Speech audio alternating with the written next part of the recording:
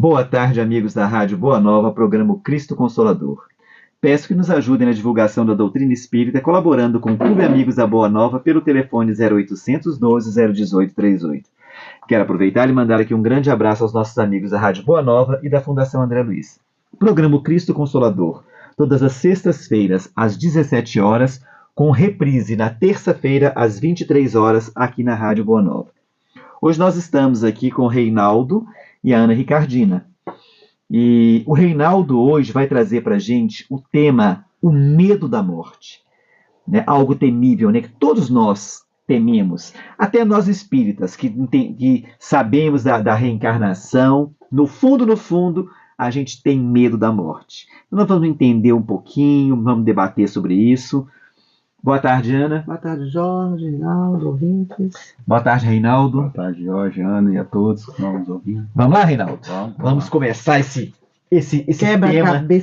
tema que todo mundo tem medo. Gente, eu vou começar por mim, antes de você começar. Antes de eu ser espírita, hoje, se eu falar com vocês que eu não tenho medo da morte, eu tô mentindo, porque a gente tem sim. Não é medo da morte, é como que a gente vai morrer, é como que a gente vai chegar do lado de lá, para onde que a gente vai, porque a gente sabe que a gente vai para onde? O coração da gente, né? A gente vai buscar aquilo que a gente gosta. Mas eu acho que o maior medo que as pessoas têm da morte é ser enterrado. As pessoas, eu lembro da minha avó que ela tinha pavor, ela pedia para colocar uma lata de 20 em cima do rosto dela para não cair terra no rosto dela.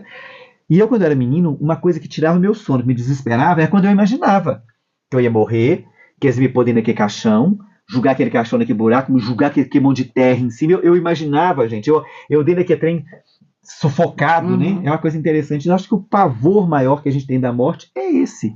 Porque, gente, ali é só um corpo, né? Graças a Deus, a doutrina espírita vem trazer isso pra gente. E hoje, sabendo disso, o medo que nós temos não é daquele corpo estar naquele buraco, não. É o que aquele espírito, na hora que abandonar aquele corpo, o que ele vai fazer? Quais são as atitudes dele? Será que ele vai conseguir transpor o umbral, né? Que é um portal, como o Dudu mesmo fala pra gente? Ou será que ele vai ficar preso aqui porque o que ele gosta tá aqui e não tá lá? É uma coisa assim que mexe com a gente. Então, vamos lá, Reinaldo. É verdade. Mas imagina também o medo quando a gente imagina na cremação. Né? Se a terra dói, imagina o fogo. Cremação, fogo. Mas então, eu vim falar que eu não tenho medo da morte, não. Eu tenho pavor.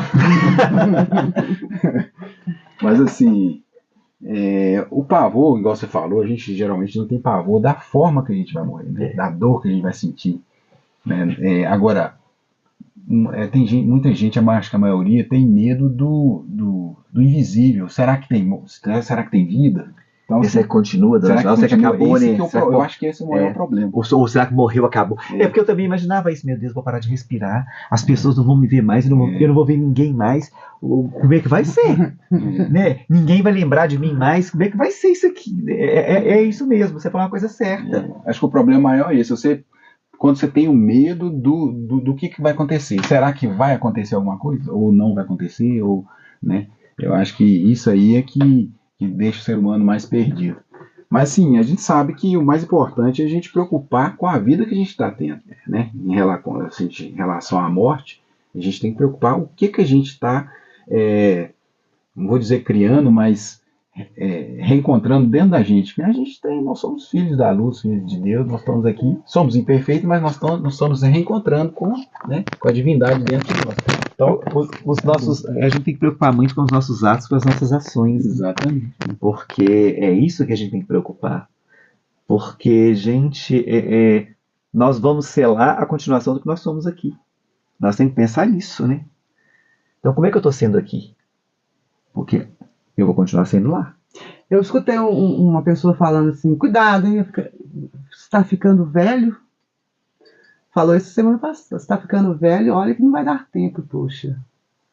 Na hora eu não retruquei, porque respeito, né? Poxa vida. Se a gente tem que parar com isso, porque muita gente acha assim, eu já fiz, agora estou velho, como que eu vou mudar? Gente, Jesus mostra claramente isso.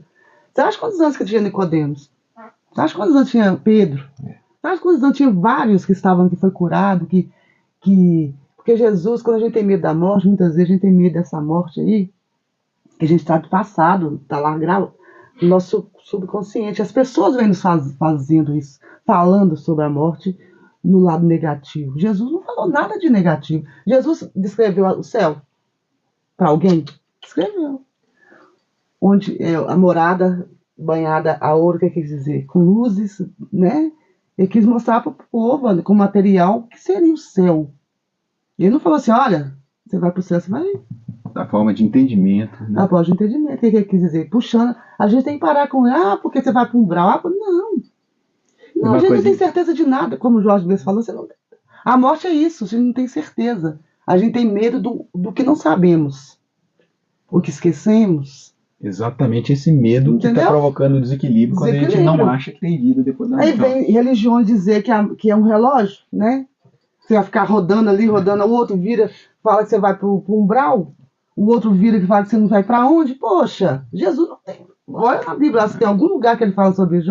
Não, ele fala o contrário. Não tem mais. Né? Não tem mais. Porque irei à frente para fazer, né, para arrumar um caminho aos mundos, esses mundos que estão habitando, que vocês estarão lá. Não importa se você vai estar no pequeno ou no grande, o importante é que você está evoluindo. A gente tem que pensar assim, a morte é isso. A morte não é evolução, nós estamos aqui de passagem, em primeiro lugar. Tem que pensar assim, a Terra não é um lugar para você viver para sempre, você vai estar aqui de passagem. Para uns é um hospital, para outros uma prisão, entendeu? Para outro aprendizado. É assim que tem que funcionar. Porque a gente fica muito ligado nessa parte, por isso que os espíritas têm muito temor à morte, Jorge. O João acabou de falar. Para onde que eu vou? Será que eu vou ficar no umbral? Será? Eu não penso assim, será não. Como eu falei, da primeira vez que eu falei aqui, eu vou chegar lá com dignidade, de pé, sabendo meus acertos e meus erros, né, tirando esse véu, que André Luiz, Emmanuel fala muito isso, tirar o véu, esse véu que nos cobre. Nós vamos descobrir nós mesmos, nós não vamos encontrar ninguém furando ninguém, nós vamos descobrir nós o que nós estamos levando na nossa casa mental, só isso. Porque o espírito, nós somos a mente que nós carregamos, nós não somos o corpo. A mente vai vagar pela eternidade, a mente que é o espírito, né? Estou chamando o espírito de mente. Então nós vamos encontrar com a nossa própria mente que nós construímos. Né? Então, como a gente já estagiou na vida física outras vezes e muitas vezes, e retorna e volta, e com certeza uma passadinha no umbral sempre dá aquela rastejada, né? Então, assim, aí a gente já traz no subconsciente aquele medinho, aí vem as influências de fora, puxa fora vida, pra aí você lembra daqui assim, no inconsciente, nossa, vou ter que passar naquele negócio de novo, aí você fica doido. Mas só que a gente tem que entender, ele acabou de dizer, umbral é uma porta. Sim. Para você chegar onde quer que seja no plano espiritual, você tem que passar pelo umbral. Sim, e nós vamos construir a vida hoje para que a gente tenha uma leveza. Uma leveza para passar. Para passar lá, não que nós vamos passar iluminados e não vai ter nenhum susto, alguma coisa, porque nós somos imperfeitos. Porque nós mesmos que nós estamos sabotando a gente, vamos dizer assim. Em algumas coisas a gente sabota e tal, e nós vamos encontrar com essa sombra nossa. Então a sombra nossa não vai sair. Só que a gente pode melhorar isso aí. É o que a nossa tarefa nesse laboratório aqui é isso. Eu li um livro uma vez, acho que o Dr. Hilário mesmo, que chama. É um médico. Gente, eu falei, eu não quero morrer, não. O homem só, no livro dele, ele só descreve os horrores do plano espiritual. Eu fiquei assim, eu não quero morrer, não. Eu quero ficar aqui, não quero aquele lugar, não, pelo amor de Deus. Mas assim, eu fiquei horrorizado do livro. Acho que é Dr. Hilário mesmo que ele chama. Não, doutor. Não vou falar o nome. Ele só descrevia horrores do plano espiritual. Aquelas coisas, sabe, assim, terríveis mesmo. Eu falei, gente, eu não quero ir pra lá, não. Eu quero ficar aqui, porque do lado de lá, o trem aí, assim, a gente, com o conhecimento que a gente tem, dá medo na gente. Imagina um coitado que pega um livro desse pra ler.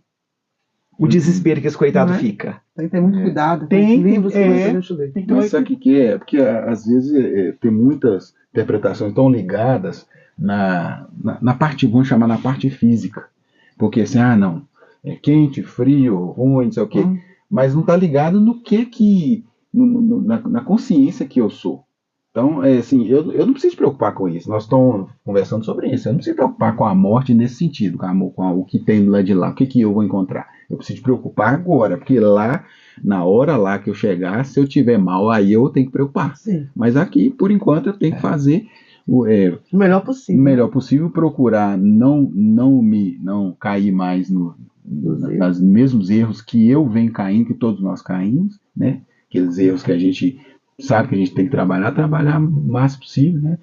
Que são nossos crimes, não podemos falar em crimes, né? Muitas coisas, porque até mentalmente a gente faz coisas na mente, né? Então, eu Com acho que, certeza. né? Mas aí o André Luiz fala no livro O Brilho da Vida Eterna, né? Ele fala alguns episódios, né? E um desses ele estava lá ajudando no desencarne, né? De um irmão e tal. E aí, talvez você deve lembrar que você já leu muito do André Luiz. Aí ele percebe uma mulher presa ao despojo lá de fora do túmulo e com um fio ligado lá dentro. E essa mulher estava em desespero. Só que ele estava acompanhando a turma para auxiliar outros, porque o amparo tem para todos. Então não existe, nada fica perdido. E aí essa pessoa estava em desespero e aí ele se apiedou e falou, não, vamos ajudar ela e tal. Aí o obreiro chegou, que estava lá junto com ele, chegou e falou, não, ela está ali porque ela precisa ficar ali. É ela que provocou essa situação. Não que tá castigo, mas por quê? O que ela tinha construído, se soltasse, se ajudasse ela ia voltar correndo para a família e ia prejudicar a família. Eles não dão detalhe, mas alguma coisa grave ela queria prejudicar a família ou ia lá fazer alguma coisa. Então, naquele momento, ela está presa aos despojos ali em decomposição, né? E aí ela precisava ficar ali. Então, até isso a espiritualidade fica ali auxiliando ela, até chegar um momento que ela precisa que ela pode ser desligada e ser recolhida ali e tal, levada para um hospital espiritual, etc. Tal. Isso acontece muito com suicidas, né? Exatamente. Ele fica preso aos despojos, né? Porque o tempo, como eles falam, né? O combustível dele para queimar está ali para ser queimado. Então, enquanto o combustível não acabar de queimar, ele não consegue se livrar daquela situação daqui do corpo. E deve ser terrível, né, gente? Imagina você ver seu corpo sendo comido pelos vermes. Você vê, deve dar um desespero louco, né, no espírito ver aquilo, né? Deve ser. Porque tanto que tem livros que a gente lê, né, que eles sentem, né, as mordidas dos vermes nele, eles gritam de dor. É interessante. Eles falam muito nas reuniões mediúnicas, né? Tem muitas que falam nessa situação aí que tá sentindo e tal. Não é legal, não. Realmente não. Né?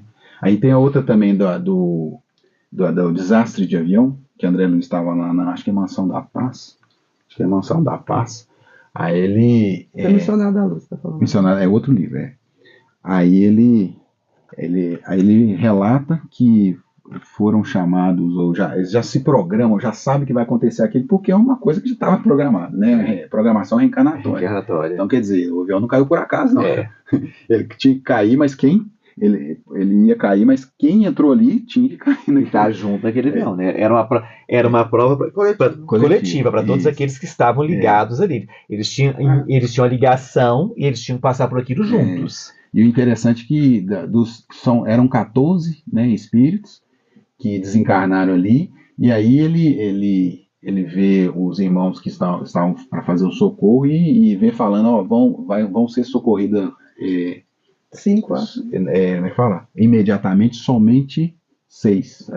Somente 6. É tanto tempo desse. Aí o André Luiz, mas por que e tal? Aí eles explicam que nem todos estavam em condições. É isso que a gente acabou de falar. A pessoa, a gente caminha na vida com vícios, com ignorância, não está nem aí para o espírito, só pelo corpo, né? Egoísmo, ingratidão, né? Apego ao corpo físico. Então, tem várias coisas. Aí, numa situação dessa, ele não tem nem condições de alguém chegar perto dele, não porque alguém está deixando ele ali de castigo, não é isso. É porque a própria pessoa se fecha. Abraça o corpo. O magnetismo da pessoa não permite que ela seja auxiliar. Não precisa a gente ir longe, não. Quando a gente está absorvido por um problema, às vezes as pessoas estão tentando ajudar, Mas a gente está tão absorvida, a gente não Não consegue consegue nem ver nem ver, nem ouvir. ouvir. Você está ali naquele. Né, e as pessoas estão ali da sua voz. É o que acontece, gente. O espírito está ali, não tem condições de ser ajudado. Eles estão ali para ajudar. Mas para que se ajudar, o que a gente precisa? Ouvir, ver, entender e aceitar. Uai, se o espírito não está em condições disso, como é que eles podem ajudar? Pois é. Não tem jeito. O próprio padrão mental naquele momento, é como se estivesse dormindo e em outro lugar, não quer nem saber o que está acontecendo, está desesperado, pode ser, mas só que ele não quer ajuda, não consegue receber ajuda. Aí chega um momento que eles ajudam, só que aquela ajuda imediata é só aqueles 6 ali, que aqueles 6, preparados. por mais que eles tinham que desencarnar no avião, eles estavam se preparando na vida, né? No esforço, né? No esforço ali, caía, levantava e tal, só que no momento do desastre, eles não poderiam, só eles ali que poderiam. Lógico que posteriormente todos, E todos foram socorridos depois, né? Mas todos no tempo certo. E aí, a cada um segundo as suas obras. Né? Como diz o Dudu, meritocracia, né? Meritocracia.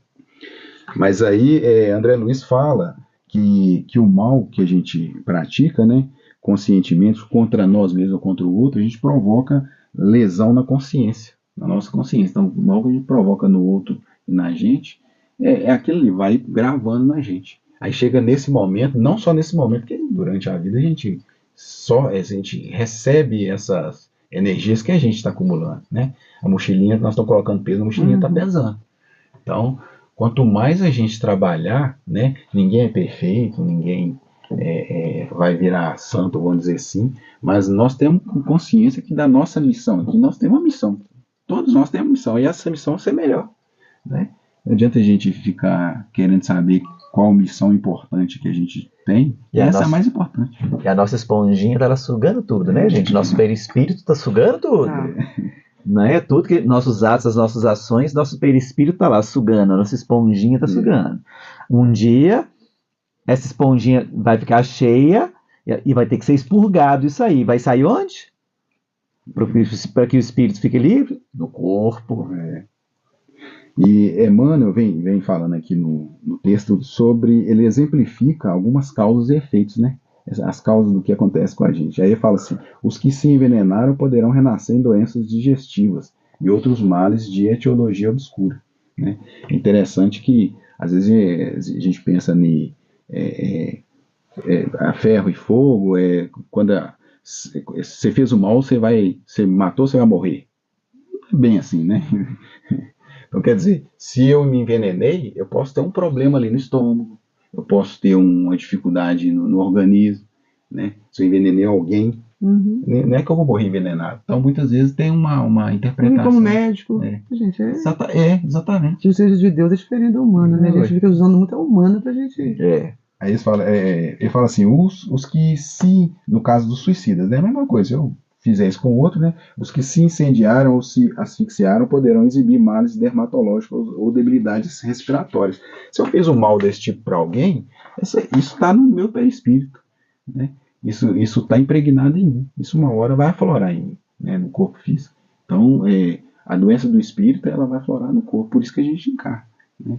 E lembrando, né, gente, vocês que nos ouvem, né, os nossos ouvintes, o seguinte, isso que o Reinaldo está trazendo aqui, é bom que entendam uma coisa, porque muitos palestrantes espíritas trazem o ferro e fogo, né? Eles estão presos ainda à lei de Talião.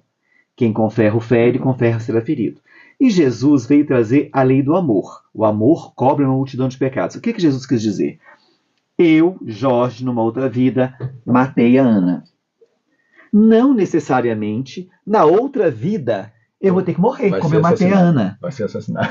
Eu não vou ter que ser assassinado. Por quê? Eu posso vir? Posso. Mas se eu me ligar ao amor, se eu trabalhar em prol dos meus semelhantes, se eu praticar a caridade, se eu for... Gente, eu posso ter atenuado. Então, às vezes, ao invés de eu ser assassinado, eu posso ter uma morte mais tranquila. Então, é isso que a gente tem que entender. Vamos parar com esse negócio do ferro e fogo? Porque se eu bater no você, eu vou voltar aleijado, eu vou lá... Não, eu posso voltar sem um dedo. Eu posso voltar sem um dedo.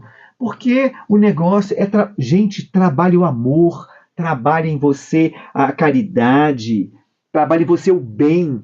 Enquanto a gente está ligado ao bem, muitas das nossas provas, das nossas expiações, podem sim ser atenuadas pela meritocracia. E interessante que a reencarnação, né, é um atributo de inteligência suprema, né, que é muito interessante. Vocês estavam falando. Vamos dizer que eu fui rico, né, vou pôr um exemplo. Vamos dizer que eu fui rico e peguei e maltratei, espanquei, coisas de violência física. E aí eu vou e penso assim, não, na outra vida eu vou voltar todo esmilinguido, vou ficar doente. Pode ser, ok, beleza. Mas pode ser também pela inteligência suprema que eu volte uma pessoa mais forte ainda, com o bração forte, mas com um compromisso real do meu coração, que eu me comprometi a ser uma pessoa pobre, uma pessoa para trabalhar em serviço braçal, para ter 8 filhos, para cuidar dos 8 filhos das pessoas que eu fiz o mal, 12 filhos, sei lá. Entendeu? A inteligência coloca a gente numa situação dessa. Então, que não quer dizer que matei e morri, furei e fui furado. Não, não é bem assim. Pode acontecer também, claro, mas isso aí tudo vai depender do que eu preciso, né? Tudo é didática, nada como é que fala? Pagar com tem um livro que eu li, eu não lembro o nome, gente, eu gravo não. Eu lembro que o pai, né, ele mata o filho e joga o corpo do filho e da mulher num poço abandonado. Né? E na outra encarnação, ele volta, aquele filho volta novamente como filho dele. E ele tinha paixão, tinha verdadeiro amor por aquele filho. E assim, aí o que acontece? Ele vai um dia e vai passear justamente nesse lugar. E por ironia do destino, o filho cai naquele poço e morre. Esse homem entra em desespero, ele fica louco. Aí ele desencarna. Quando ele desencarna, que ele encontra com o filho, aí ele vê, primeiro ele vê o filho que ele amava. Depois ele vê o perispírito se transformando, ele vê o filho que ele matou. Então aí ele entende, entendeu? Ali o resgate que ele teve. É muito bonito, eu não lembro qual foi o livro. Me parece que, eu não sei se esse livro é do Antônio Carlos, é uma coisa assim, mas é lindo, muito bonito o livro. Então, eu vi outro dia um médico nos Estados Unidos que ele praticava eutanásia. Então, ele foi chamado para atender um parto difícil de uma mulher pobre, que tinha 12 filhos. Aí ele pega e fala, né? E o menino que ela estava coisa, o menino veio sem um braço. Ele pegou e falou assim: meu Deus do céu, 12 filhos, ainda nasce um aleijado, né? Se matasse ele, ia estar fazendo um bem. Para que esse aleijado? O que vai ser desse aleijado? Passa-se os anos, o filho desse médico e a mulher morrem, e ele fica com a neta. E ele vai criar a neta. Só que nisso aí, a neta tem uma doença rara. E só tinha um médico numa outra cidade que curava a doença dele, da neta. Ele vai. Quando ele chega lá, o médico que atende a filha dele não tinha um braço. Aí quando eles conversando, que eles eram médicos, aí ele pegou e falou que ele tinha o mesmo nome que o médico, porque ele tinha o nome do homem que trouxe ele ao mundo. Justamente o aleijado que ele achava que deveria morrer salvou a vida da neta dele. Olha aí, gente. A gente reencontra muito, às vezes, né, quase sempre, principalmente na família, né? Muitas vezes a gente está com um familiar que a gente não dá certo, a gente às vezes quer ficar livre, quer ir embora, sei lá, etc. Mas se a gente for perceber, quase sempre acontece isso, principalmente depois de desencarna, a gente vai saber quem é que a gente está ali desprezando, é alguém que a gente prejudicou, foi muito. E aí que a gente vai entender, porque naquele momento que tá difícil ali, não vai entender não, quer ficar livre, né? Mas a gente, no passado, vai saber depois, né? O que nós fizemos? Uma mãe que aborta um filho, não quero um filho não. Aí vai olhar depois e vai saber quem que é aquele. Aí ela entra em desespero, porque um irmão que precisa de voltar com ela, né? Receber o amor, ela reconquistar, reencontrar, né, aquele amor, né? Mas se a gente gerando, né, a gente gerando novas causas no bem, a gente vai ir de encontro com o amor, cobre a multidão de pecados, né? E a gente pode anular, a gente pode diminuir as nossas dificuldades, nossos sofrimentos, muito até anular, né? Muitas vezes a gente acha que a gente não tem, a gente se acha não merecedor, né, da bondade divina, porque fez mal. Não, vamos fazer o bem, né? Vamos procurar mudar o nosso padrão mental, que isso aí anula, isso aí vai amenizando até anular. A gente até consegue. Tinha uma programação para mim perder a perna, para mim desencarnar num avião. Dependendo do que eu fizer, eu posso mudar tudo. Quer dizer que estava escrito nas estrelas. Muitas vezes a gente acha que estava escrito nas estrelas. Não, está escrito porque eu fiz o mal, eu vou ter que morrer, desencarnar de avião, eu vou ter que perder a perna, ter um câncer, etc, etc.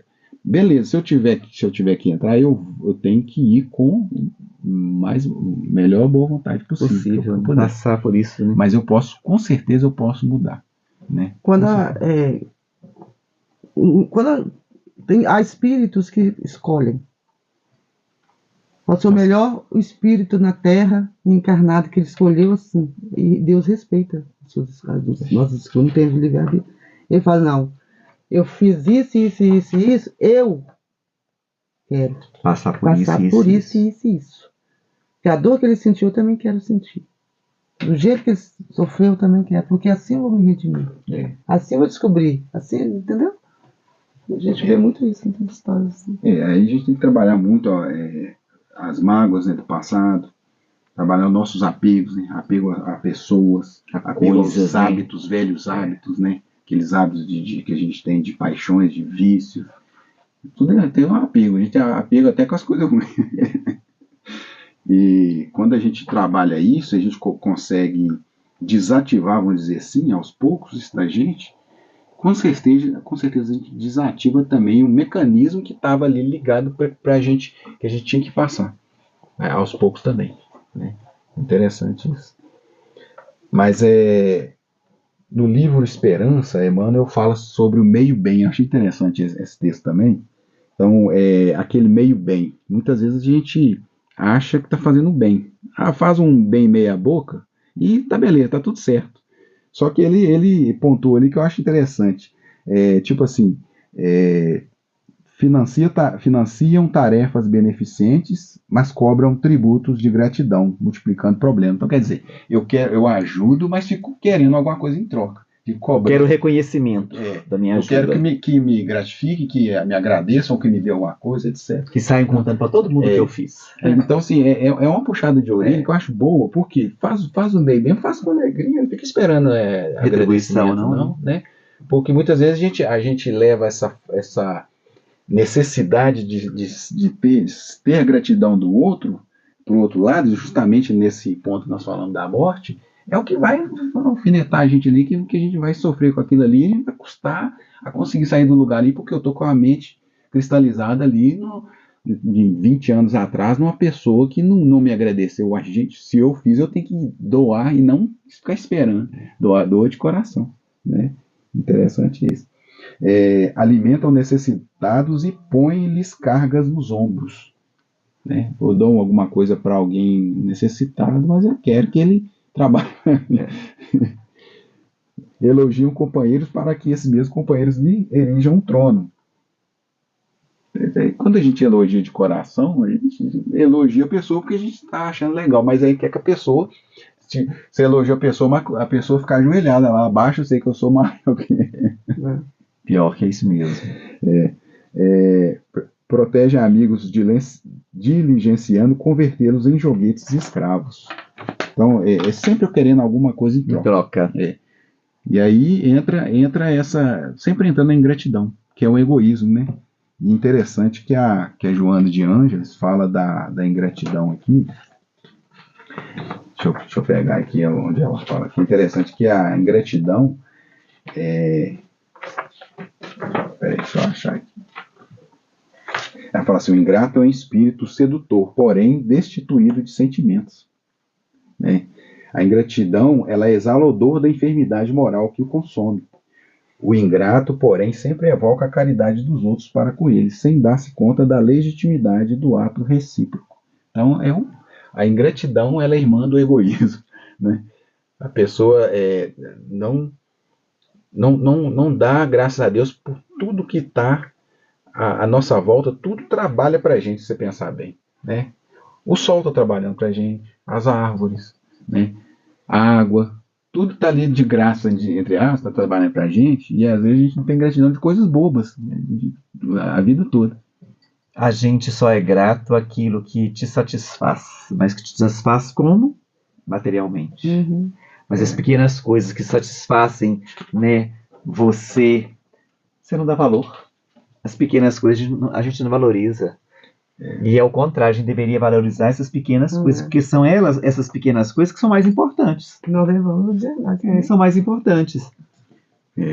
Aí ela fala assim também, doação é uma conquista moral que se expressa desprendimento e amor, né?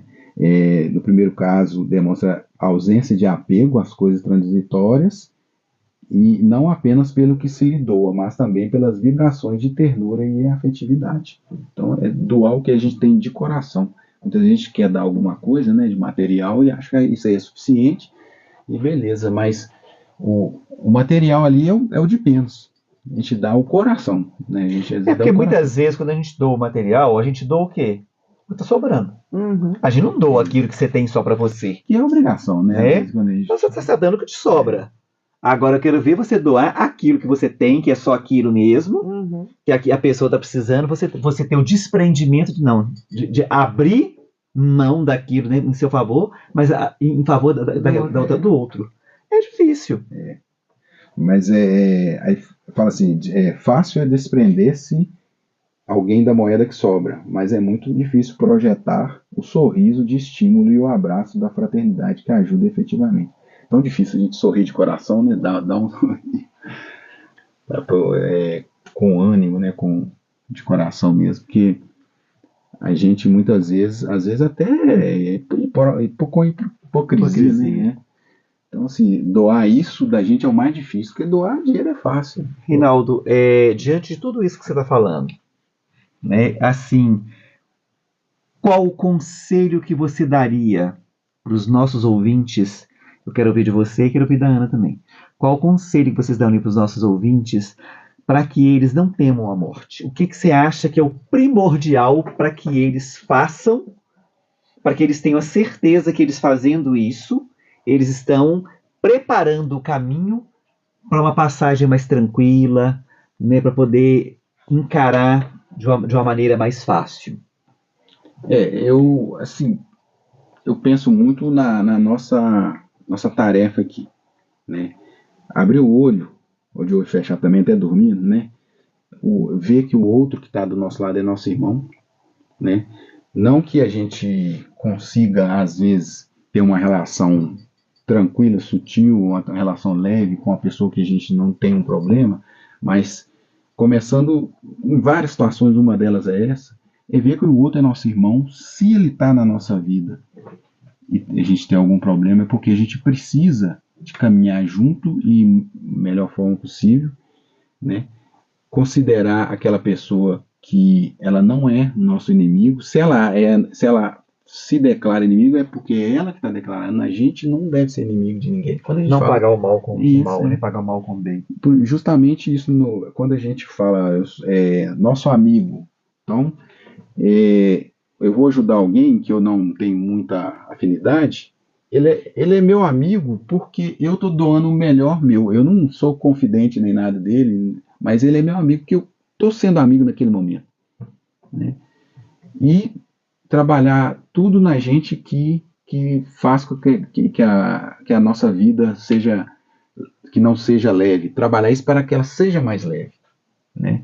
Nossos pensamentos, nossa casa mental, desde o momento que a gente acorda, pedir a Deus a inspiração, pedir a Deus ajuda, proteção, sair de casa cedo, não vai trabalhar, né? No reencontro com as pessoas do trabalho que às vezes têm alguma dificuldade, compreender que a gente precisa estar ali, que nada está perdido, que nós estamos todos assessorados, tem irmãos que estão do nosso lado o tempo todo, no plano Né? espiritual, além dos irmãos do plano físico, além de nós aqui, um faz prece pelo outro, e fazer Ajudando prece o pelo outro sempre, né? Na hora que tiver uma dificuldade, respira, faz uma prece, né? Na hora que tiver uma dificuldade, que está desistindo da vida, respira, porque isso não vai te levar para uma boa situação. Sempre vai te levar para um caminho de muita dor. O autoextermínio não vai te levar para o caminho do bem. O autoextermínio vai te triplicar o que você está com, o problema que você tem. E aqui você tem muita opção. A gente que fica cego do momento, né? Então, assim, isso aí e várias coisas. Não, vamos ler o Evangelho, o Homem de Bem lá, que a gente vai compreender. Ana, e você? O Espírito da Verdade vem nos trazendo, os espíritas, né? Mas uma rádio espírita, vamos falar disso. 3 coisas: instruir-vos, instruir-vos, instruir-vos. Por que ele fala isso? Porque quando Jesus também falou: conhecereis a verdade e a verdade vos libertará. Quando ele fala da morte, o Jorge, no começo, ele falou: nossa, meu medo é ser enterrado, né? E quando a gente lembra da morte, a gente lembra de quê? A gente lembra da sepultura, não é? Ela branca, muitos lugares é branca, né? E é o que a gente pensa? Vai chegar ali e depois, não tem nada. Por isso que Jesus fala: instruir-vos. O Espírito da Verdade fala para nos instruir por isso. Porque temos uma vida depois, quando a morte. A vida não cessa. A vida não vai cessar. Então, o conselho que eu dou: estudem muito. Acredite de verdade. Principalmente os médiuns, tá? Há médiuns que nem acreditam, que se tomam susto todo dia. Numa mesa mediúnica, não for, será? Né? Acreditem, porque todas as mensagens que chegam é pra gente mesmo, não é pra ninguém mais. Não é pro seu parente. Não, eles usam, né, pra gente mesmo, nos trazendo mensagens para que mudemos nossa conduta, que é difícil, não é fácil. A gente quer falar, você pensa que é fácil, né? Vamos mudar. Não, é difícil, muito difícil. Só nós que sabemos, né, Jorge? Eu tenho N defeitos que eu tento tirar. E pensar: estou no mundo de provas e expiações. Já passei por muita coisa em outras encarnações. Estamos aqui hoje para aprender, evoluir. Se cairmos, vamos sacudir a poeira, dar a volta por cima, levantar a cabeça. Por isso que eu falo de chegar lá de pé, por isso. Levantar a cabeça. Se erramos feio, vamos tentar nos corrigirmos. Se não der tempo de corrigir tudo, mas tenhamos uma boa vontade. É isso que Jesus pede. No livro também, Jesus fala, o Espírito da Verdade fala, que nos falta a vontade, força de vontade. A vontade, Jorge. Temos vontade de viver. De morrer, não, é de viver de verdade na outra vida. De viver mesmo. De chegar ali e com felicidade mesmo. Porque lá que é a nossa casa. Exatamente. É como se estivesse entrando no nosso lar, Jorge. Abrindo nosso portão de casa. A morte tem que ser vista assim. Abrindo o portão e eu chegando na minha casa. Entende? É isso que eu dou conselho, Jorge. Todo mundo viver levemente. É isso. Bom, o que eu posso sugerir a vocês, meus irmãos que ouvem, né? Minhas irmãs, a morte nada mais é do que a continuação do que você é aqui. Então, veja a sua vida. Como que está a sua vida hoje? Tenha certeza que você vai continuar do lado de lá sendo o que você é aqui. Então, se não está bacana, comece a melhorar. Faça a sua reforma íntima, comece nas pequenas coisas, naquele bom dia, faz a sua família, o seu lar se tornar um lar. Faça com que as pessoas tenham saudade de você, para que elas possam fazer preces para você. Busca se melhorar o máximo possível. Não tenha medo de ser enterrado, de ser cremado, não, gente, ele é só o corpo, o espírito vai estar do outro lado. Agora, um conselho que eu dou para quem quiser cremado. Chico falava: se você não tem apego ao seu corpo, creme. Mas se você tem apego, pense 2 vezes, porque o seu espírito, ele pode, né, levar aquilo como se ele estivesse sendo assassinado. As pessoas estão pondo fogo nele. Então eu tenho que pensar nisso aí. Agora, viva o melhor possível aqui, para que você, quando você passar por lá de lá, você continue vivendo do lado de lá como espírito o melhor possível. Então, é esse que é o conselho que a gente dá para vocês. Seja um bom homem, né? Seja um homem de bem, uma mulher de bem. O Evangelho está aí para isso. Né? O Evangelho, Jesus qual o modelo que nós temos que seguir? Jesus. Sigam ele, sigam o Evangelho, que vocês não vão errar, não vão se ter medo de nada. Porque tudo está certinho ali. O Evangelho é o nosso manual de vida. Né? Então, meus amigos, nós chegamos aqui ao final do programa. Quero agradecer a Ana. Eu agradeço eu, Jorge. Agradecer o Reinaldo. Eu que agradeço. Né? Programa Cristo Consolador, todas as sextas-feiras, às 17 horas, com reprise na terça-feira, às 23 horas. Muito obrigado pela audiência. E fiquem agora com o nosso momento de prece com Cássia e Cleia Rezende.